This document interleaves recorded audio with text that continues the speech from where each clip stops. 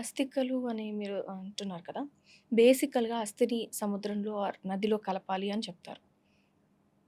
ఆ అస్థికలు కలపకుండా ఉంటే కూడా వాళ్ళకి శాంతి ఉండదు.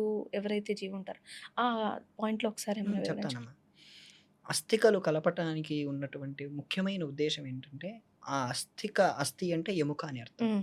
ఆ ఎముకలు గంగా నదిలో కానీ, పుణ్య నదుల్లో ఉన్నంత కాలం వాళ్ళు స్వర్గలోకంలో ఉంటారు.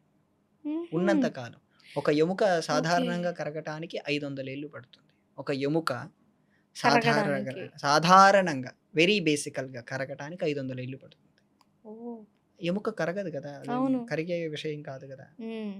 ఆ మెటీరియల్ అందుకే దాన్ని అలా కలగటం వల్ల వాళ్ళ జీవుడికి స్వర్గలోకంలోను, వాళ్ళు కోరుకున్నటువంటి పుణ్యలోకాల్లోను ఉండటం కోసం, ఇష్టమైన లోకాల్లో ఉండటం కోసం అలా చేయటమే ఈ ప్రక్రియ తల్లి. అన్ని హుహు. వందల సంవత్సరాలు మనం చేసేటువంటి ఒక్కరోజు ప్రక్రియ, వాళ్ళు కొన్ని వందల సంవత్సరాలు ఇతర లోకాల్లో నివాసం ఉండటానికి మనం కల్పించేటువంటి ఒకానొక అవకాశం.